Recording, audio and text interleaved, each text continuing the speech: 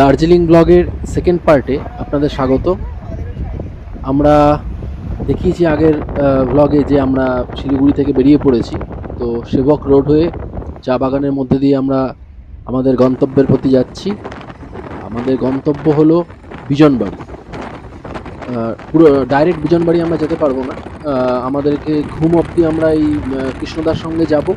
সেখান থেকে বিজনবাড়িতে যে ফার্মস্টেতে আমাদের থাকার কথা রয়েছে সেখানে যে ওনার যিনি তিনি আমাদেরকে নিতে আসবেন ঘুম স্টেশনের কাছে। তো আমরা এই কার্শিয়াং ক্রস করছি, কার্শিয়াং ঢুকছি বলা যায় অ্যাকচুয়ালি। আকাশে মেঘ রয়েছে ফলে পুরোটা ক্লিয়ার নয়, বাট যথেষ্ট সুন্দর ভিউ। আর কলকাতার গরম থেকে ঠান্ডার মধ্যে এসে ভালোই লাগে। এই সেই বিখ্যাত কার্শিয়াং স্টেশন। উচ্চতা 4864 ফুট সমুদ্রতল থেকে। অ্যাকচুয়ালি স্টেশনটা খুবই সুন্দর, কিন্তু সামনে এত পরিমাণ গাড়ি দাঁড়িয়ে থাকে যে অনেক সময় পুরোটা দেখা যায় না এবং ঘিঞ্জি কিছুটা। প্রতিদিন দার্জিলিং থেকে ট্রেন ছেড়ে এখানে আসে এবং এখান থেকে ব্যাক করে আবার দার্জিলিংয়ের দিকে যায়। তো সকালের বাস থেকে নেমে তো আমাদের কিছু খাওয়া হয়নি, তো প্রচণ্ড খিদে পেয়েছিল। তো ড্রাইভার দাকে বলার পর একটা রাস্তাতে একটা রেস্টুরেন্টে নিয়ে আসে, সেখানে অর্ডার করি ম্যাগি, গরম ধোয়া ওঠা ম্যাগি, এবং সঙ্গে অর্ডার করি মোমো। পাহাড়ে আসলে মোমো খাবো না এটা তো হতে পারে না। তো এই মোমো নিই, সঙ্গে ম্যাগিটাও। মোমোটা খেতে যথেষ্ট ভালো ছিল। খাওয়া দাওয়ার পাট চুকিয়ে ঘুম থেকে আমরা উঠেছিলাম বাঁশবাড়ি ফার্মস্টের মালিক দীপেশদার গাড়ি। যাওয়ার পথেই দীপেশদা বললো একটা খুব সুন্দর জায়গা আছে যেখান থেকে দার্জিলিং শহরটাকে খুব সুন্দর দেখা যায় এবং চা বাগানের মধ্যে। আর আকাশ তখন বেশ পরিষ্কারও ছিল, যদিও কাঞ্চনজঙ্ঘা দেখা যাচ্ছে না। আমরা এখানে নেমেছিলাম, নেমে চা বাগানের মধ্যে দিয়ে বেশ কিছুটা হেঁটে, অনেকটাই হেঁটে যাওয়া যায়, কিছুটা হাঁটলাম।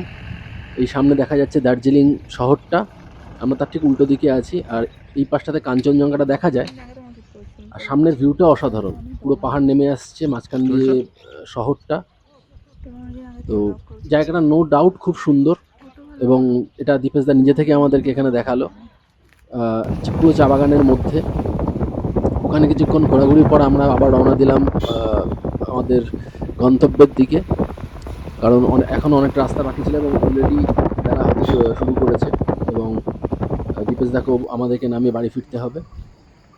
আমরা এসে পৌঁছেছি দীপেশদার বাঁশবাড়ি ফার্মস্টের সামনে। গাড়ি রেখে ওখান থেকে কিছুটা হেঁটে যেতে হয়, লাগেজ নেওয়ার জন্য দাদা রয়েছেন, উনি লাগেজ নিয়ে যাচ্ছেন আমাদের। রাস্তাটা খুবই সুন্দর, এটাও পুরো জঙ্গলের প্রকৃতির মধ্যে।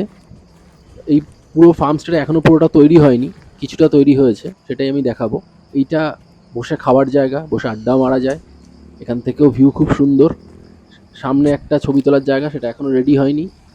এই বাঁ দিকে এটা হচ্ছে একটা ফ্যামিলি কটেজ টাইপের, আর সামনে যেটা দেখা যাচ্ছে এটাতেই আমরা থাকছি।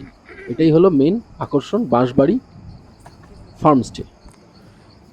কটেজের ইন্টেরিয়র অগোছালো হওয়ার আগে আমি ভেতরের একটু সুন্দর ভিডিও করতে চেয়েছিলাম। দীপেশদাকে সেটা বলাতে দীপেশদা বললো করে নাও, আমি ততক্ষণে তোমাদের লাঞ্চের ব্যবস্থাটা কী হচ্ছে দেখে নিই। আমি ভেতরটা দেখাবো, তার আগে আপনারা একটা সিনেমেটিক শট দেখে নিন কটেজের ইন্টেরিয়রে।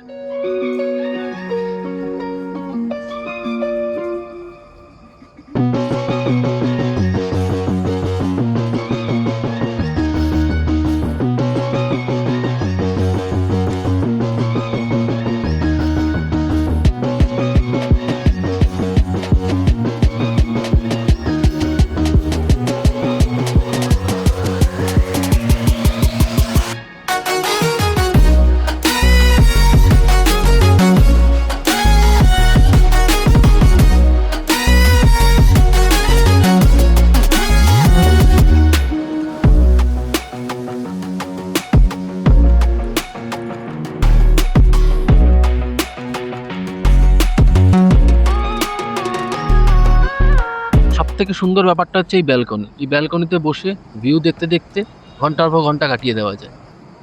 খুবই সুন্দর, চারদিকে জঙ্গলে ঘেরা এবং পাহাড়ের ভিউ রয়েছে। এখান থেকে খুব সুন্দর সানরাইজ আপনি দেখতে পাবেন দূরে ওই পাহাড়ের ঠিক পেছন দিয়ে, এবং দার্জিলিং শহরটাও ওই দিকেই পড়ে। বিজনবাড়ি শহরটা ছাড়িয়ে আরেকটু উঠলে আপার বিজনবাড়িতে জঙ্গলের মধ্যে এই কটেজটা। এই কটেজটা অ্যাকচুয়ালি কাপলদের জন্য এবং এটি খুবই সুন্দর। দরজা দিয়ে ঢুকলেই প্রথমে কিছুটা লিভিং স্পেস রয়েছে, যেখানে জামা কাপড় ঝোলানো এবং লাগেজ রাখার জন্য ব্যবস্থা রয়েছে। বেশ অনেকটা লাগেজ রাখার স্পেস এখানে রয়েছে। জামা কাপড়ও বেশ সুন্দরভাবে এখানে রাখা যায়। রয়েছে তোয়ালেও। রেডি হওয়ার জন্য আয়নার ব্যবস্থাও এখানে রয়েছে। এছাড়া সাবধানতার জন্য ফায়ার এক্সটিংগুইশারও এখানে রয়েছে।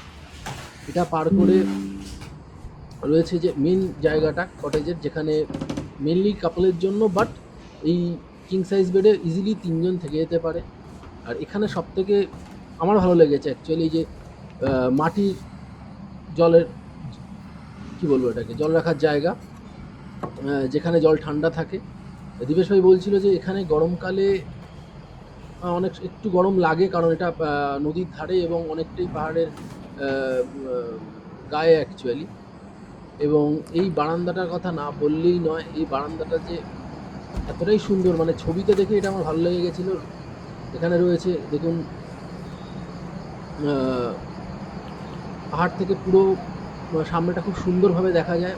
180 ডিগ্রি ভিউ বলা যেতে পারে, যেটা চেয়ারগুলোতে বসে সময় অনেকটা কেটে যায়। এখানে সানরাইজ খুব সুন্দর দেখা যায়। এছাড়াও বর্ষাকালে বৃষ্টিটাও এখান থেকে খুব সুন্দর উপভোগ করা যায়। নিচে নদী বয়ে যাচ্ছে, আর ওই দূরে যে পাহাড় দেখছেন ওই সাইডটাতে হচ্ছে দার্জিলিং শহরটা।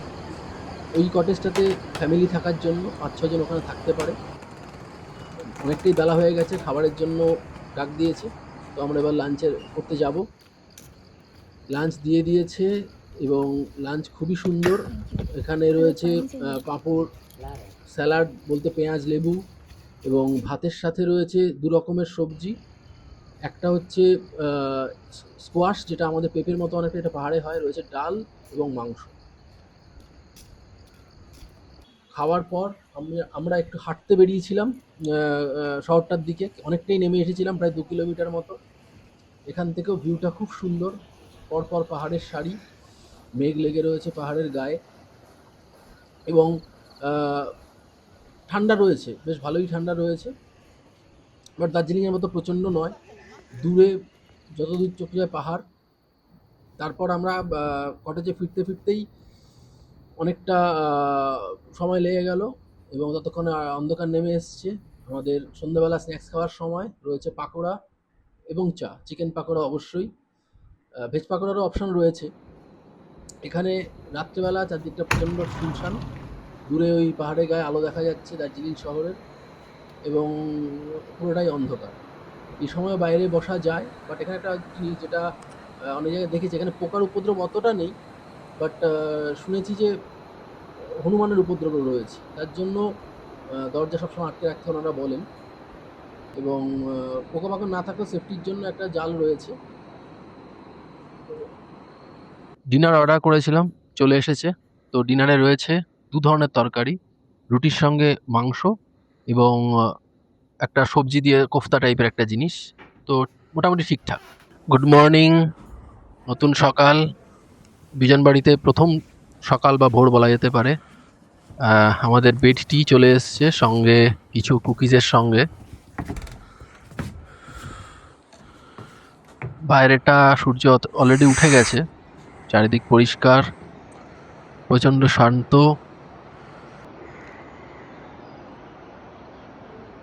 এই আমাদের বেড টি এবং সঙ্গে কুকিজ বা প্যাটিস, যাই হোক, বেশ সুন্দর একটা ব্যাপার। আমরা অপশান দিয়েছিল যে র চা না দুধ চা, তো আমরা র চাই বলেছি, কারণ সকাল সকাল দুধ চা থেকে র চাটাই বেটার। ঠান্ডা রয়েছে, বেশ ঠান্ডা রয়েছে, এবং চা তো আমরা যতবার পারি বললে ওনারা দিয়ে দেবেন বলেছেন অ্যাকচুয়ালি। তো র চা খাবার কিছুক্ষণ পর আমরা দুধ চার জন্যও বলি, তো দুধ চাও চলে এসছে, এবং সঙ্গে এই কুকিজ। এই ওটা হচ্ছে বাথরুমটা, ঠিকঠাক বাথরুম এবং পরিষ্কার পরিচ্ছন্ন। শাওয়ার রয়েছে, রয়েছে গরম জল ঠান্ডা জলের ব্যবস্থা, যে যেটাতে কমফর্টেবল, এবং মেটালের সমস্ত জিনিসপত্র, গিজার রয়েছে, ফলে কোনো অসুবিধা হওয়ার কথা নয়।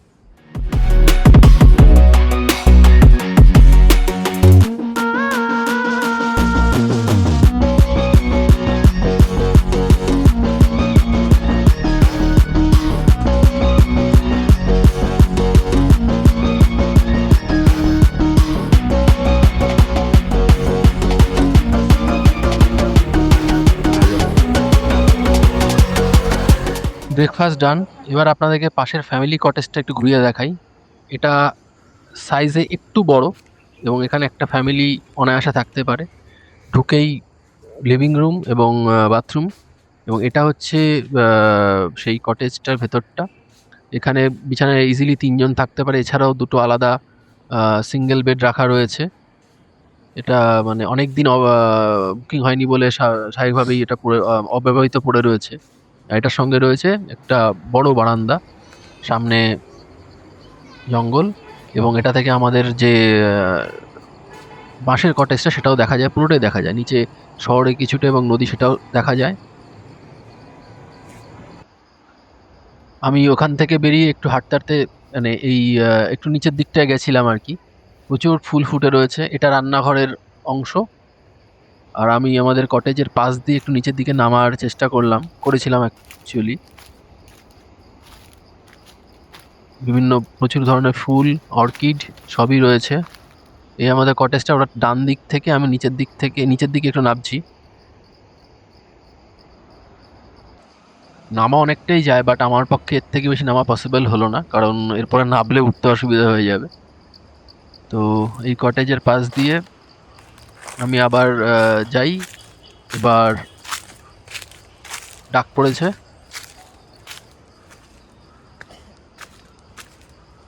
পাহাড়ে ওঠাটা যে নামাটা যতটা সহজ, ওটা ততটাই কঠিন।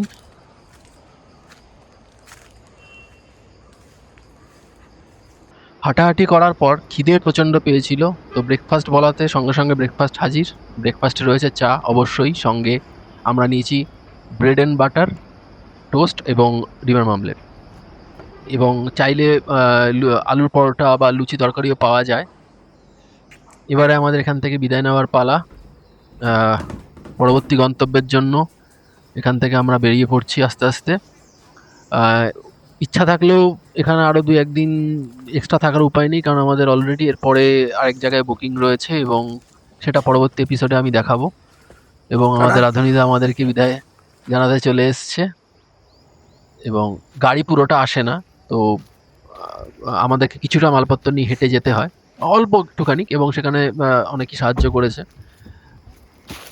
ফার্মস্টের ওনার দীপেশ ভাই নিজেই আমাদেরকে ছেড়ে দিতে এসেছে, এবং উনি আমাদের বললেন এই একটা লোকেশন আছে, যে খুব সুন্দর ভিউ পয়েন্ট, এখানটায় দাঁড়ানো যেতে পারে।